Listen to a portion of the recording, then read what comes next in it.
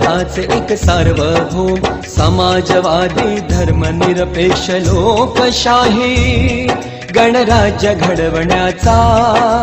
त्याच्या सर्व नागरिकास सामाजिक आर्थिक व राजनैतिक ज्ञान विचार अभिव्यक्ती